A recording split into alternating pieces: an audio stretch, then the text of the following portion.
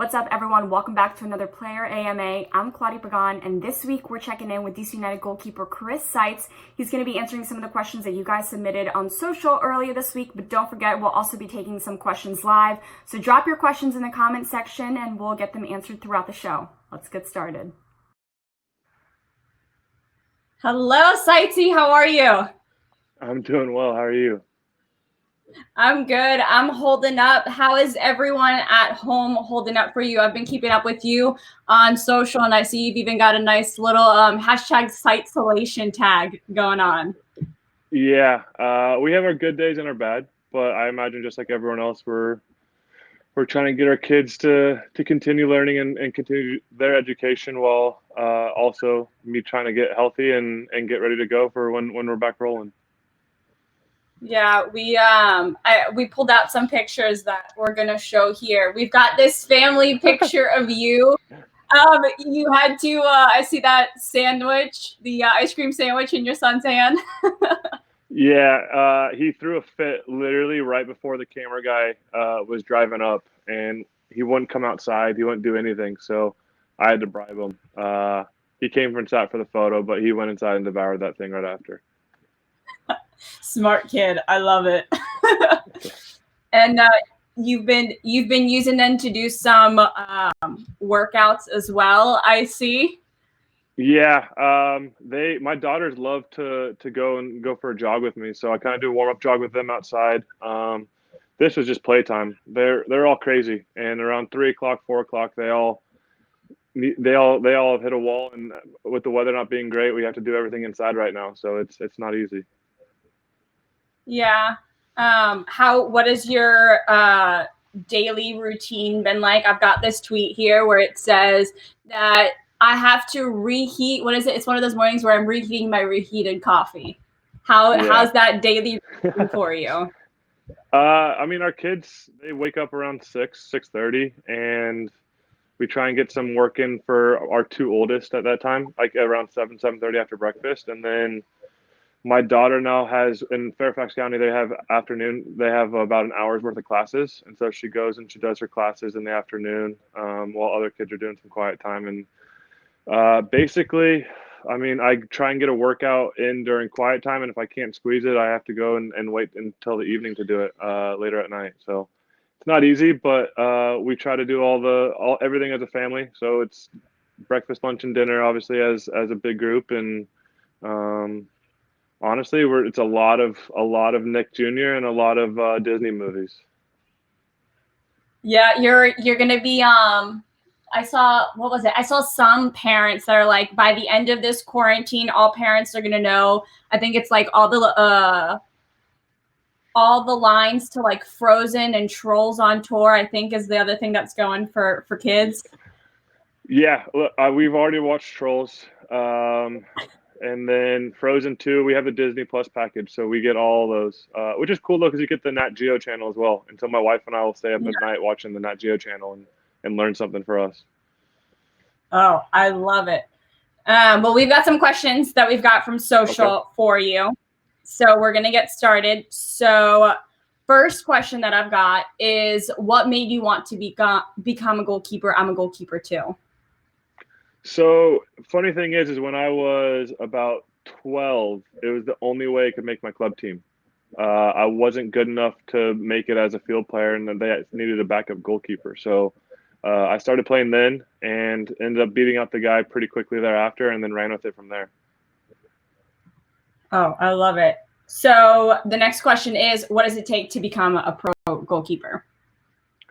Yeah, a lot of learning. I think the position has changed quite a bit in the last 5 or 6 years. So studying goalkeepers, studying your favorite goalkeepers and understanding what makes them successful, as well as finding yourself a goalkeeper coach who's knowledgeable and is willing to work with you and try and take that learning into the next step and use it on the field. So I like that you said that, because then the next question that I have for that is, I know this isn't a goalkeeping coach per se, but best thing you learned from Nick Rimando. Nick Rimando, of course, we love him here at DC United as well. Yeah. You got to to play with him for a couple years over at Real Salt Lake. So what's something that you learned from him? I mean, there's quite a bit, right? I came in the league super young, and he was an experienced goalkeeper. He'd actually just left DC at the time and came over to Salt Lake. So I learned a lot. There's a lot of knickknacks that Nick is obviously really good at, and he's probably the first keeper I've seen that was able to play with his feet consistently out of the back. And at that point, we were utilizing it a lot with Salt Lake, and I learned the importance of it then and there. Real quick, I want to take some comments we've got people watching from Facebook Live and Twitter. So on Facebook, we have Chris Mixter saying, "You're a beast, Seitz." Thank you. And we have Mark Harmon saying, "Northern Virginia Soccer Club, NVSC, is here watching." So we've got some local soccer clubs watching as well. Yeah. Let me see. We've got some more questions. I've got a live question here that says, Min Thura wants to know, who is the toughest striker you have ever played against? Ooh, that's a good one. I think within our league, I think either Robbie Keane, the Obi Martins, Clint Dempsey duo was always a handful, or you had Henri. I mean, there's a lot, right? Like that's the powerhouse have come and done well in this league, and I would have to say, I think our greatest challenge was always going against Obi Martins and Clint Dempsey, because it kind of gave you a 1-2 punch. And then I'm going to ask with my follow-up question, who's for DC United, who's the hardest player to stop? To stop, like as in a shot? Yeah, that's a good question. That's a good question. I think if Eddie wants, Eddie can put the ball wherever he wants. I think Ola is savvy enough to catch a keeper leaning anytime. We got a lot of talented strikers on this team, and I mean, I make it hard for them to score, obviously, but when they want to and they're on, there's not a whole lot you can do. Yeah. So the next question that I've got for you is, what's been the best moment in your career so far? In my career so far, let's see here. I would probably say the year that I won the U.S. Open Cup and the Supporter Shield with FC Dallas.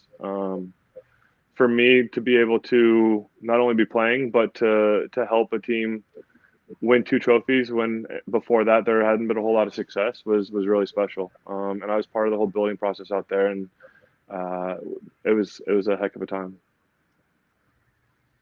And so I have a follow-up question, because I'm sure I'm not the only one who wants to know. I'm pretty sure this is your 14th season in MLS, correct? Yeah. How the heck do you get to 14 seasons? How have 14 seasons been for you? Yeah. Look, for 14 seasons, you got to find ways to survive, right? You have to figure out ways to stay relevant within the league and take your opportunity when it comes. For me, it's been a lot of travel. This is my 5th club, and there's a spurt where I was in 3 clubs in 3 years. So it's not easy, especially with a family and a large family that I have, to do it. But it takes a heck of a supporting cast at home, and my wife's been huge through all of this and has allowed me to continue to push and continue to play and do what I love. So definitely starts with the wife and goes from there. So I actually have a question from someone that had asked, how do you balance family life with all the travel that is required by professional sports? Yeah, it's not easy. You miss a lot of family events. So all my 3 oldest play soccer, and for some reason their games were always Saturday mornings, and we would always have training in the back half of the year last year on Saturday mornings because we had all those Sunday games, and so I missed about 80% of their games last year, which was tough and obviously a big strain on my wife. Besides that, you try and cherish moments that you have, and we do family dinners, we do all different sorts of family events to try and make the most of the time that I'm home. And we usually have either my mother-in-law come down from Pennsylvania or have my parents out whenever we're on the road. So there's a lot of help that we have with our supporting cast. So you're talking about your parents. I've actually got a comment on Facebook. Mike Seitz, it says your dad is watching. Of course he is. Yeah, he doesn't miss anything. He's always there. Love you, Pops. I love that. Parents are always the most supportive people. So I'm just going to say real quick, if you guys are watching on Facebook or Twitter live, make sure that you drop your questions in the comments, and we will get them answered. Real quick, I'm going to take a question from Facebook. Mike Harmon says, has your training had to change a lot during COVID-19, and how have you adjusted?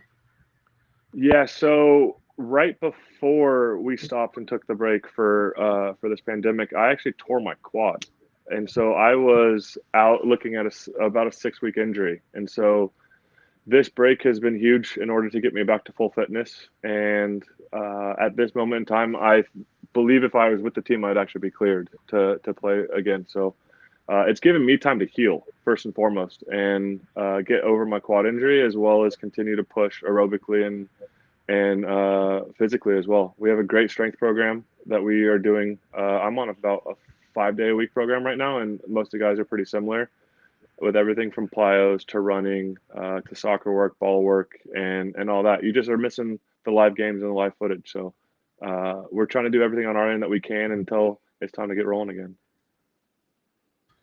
And I was reading an article. It says that you guys have weekly, is it like weekly team meetings on Zoom? We do. We have a team meeting mostly on Mondays, and we do a tactical session on Thursdays where we go over past footage of our games and teams that we want to emulate and figure out how they're successful both offensively and defensively. And then we do a team Zoom call.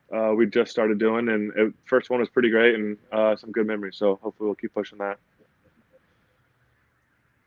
I have Min asking on Facebook, how has MLS changed since your first season? Well, I think you can see the amount of talent that's out there now, and the stadiums that we're playing in. When I came into the league, I was playing with Real Salt Lake at a stadium called Rice-Eccles Stadium, which is the University of Utah's football field, and it was the worst AstroTurf that you could think of. And guys were getting beat up. We're training on it every day, and now every team has their own training facilities. Most of the teams have their own soccer-specific stadiums, and so it's completely transformed from when I first came in the league to now. The owners are starting to realize how great of an investment it is, and they're starting to push more money into the league, and it gets you better players, it gets you better facilities, and overall, I think the talent and popularity of the sport has grown immensely. So for coming from a goalkeeper, I have Chris on Facebook that's saying, what's the best goalie drill if you're in your basement? So do you have any suggestions for how goalkeepers can be keeping up during quarantine? Yeah, so I have a bunch of tennis balls in my basement, and whether it's my wife or my kids, they can all throw them at me doing after like sort of plyo exercises or different things to kind of work on reactions. Hand-eye coordination is key, and you lose it if you don't work with it. So whether it's off of a sturdy wall, working on catching with your right hand, left hand, or having your wife or girlfriend or mom or whoever throw a ball, telling you which hand to grab with and throwing it all over, we'll work on that, and it'll work on your hand speed and keep you sharp for when it's time to get back out there. I want to go back to something you said before. You said you've got 3 of your kids that are currently playing soccer, correct? Yeah. Anyone looking like they're going to be a goalkeeper and following your footsteps? I hope not. I hope they as a parent you want your kids running and being tired, and that's like kind of sports is about at this age. And my daughter throws on the gloves every once in a while, whether we're in the basement or different places, and she'll throw them on and go. But for me right now, we use soccer as a tiring exercise for them to love it and learn the game, but also for them to get all their energy out. Because man, I tell you what, my kids have some crazy amount. My son though, he's just turned 2, and he's an absolute beast. So he could do whatever he wants with the ball.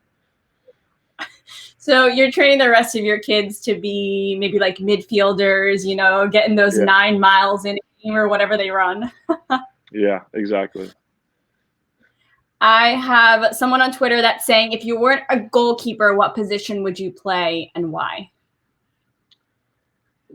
I think back in the day I would have said forward, but I like center back now. I think center back is a position that this league has become really strong in, and I could see myself playing there, whether it's challenging for high balls or just making a number nine's life miserable. It kind of sounds fun, so I'd probably go with the center back.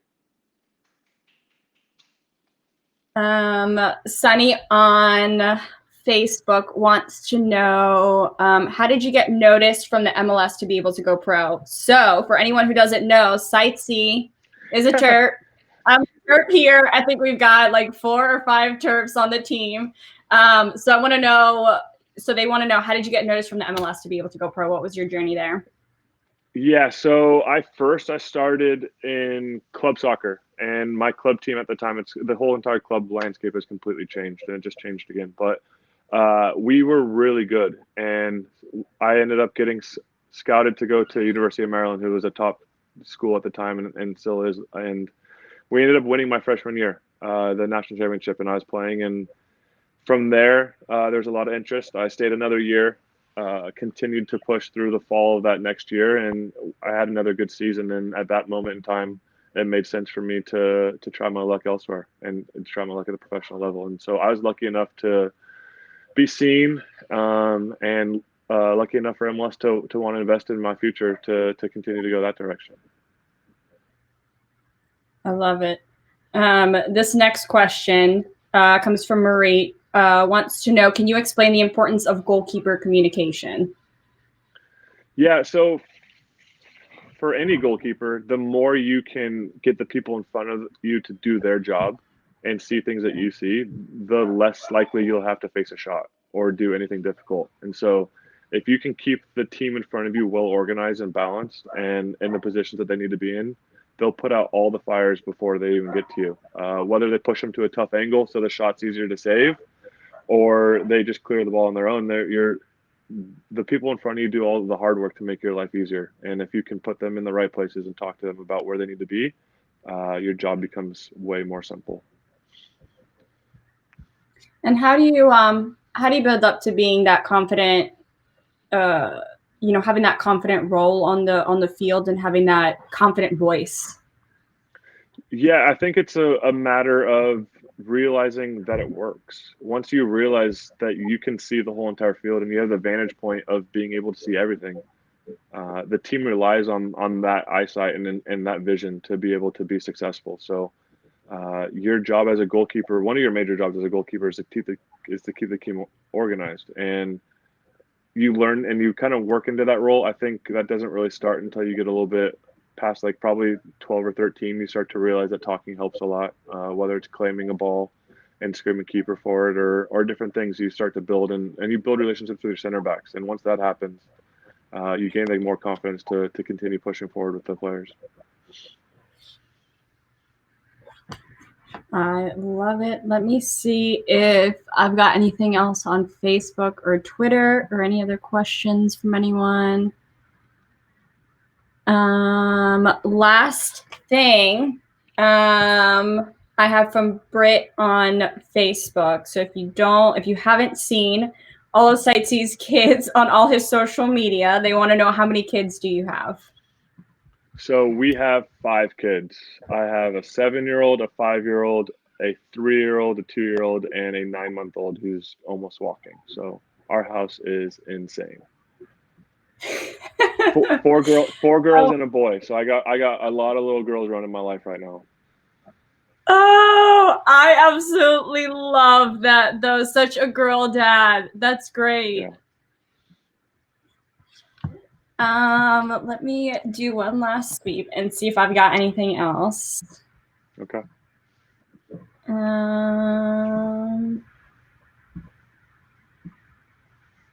I think those are all the questions that I've got for you, Sightsee. I have your dad who actually responded. What did he say?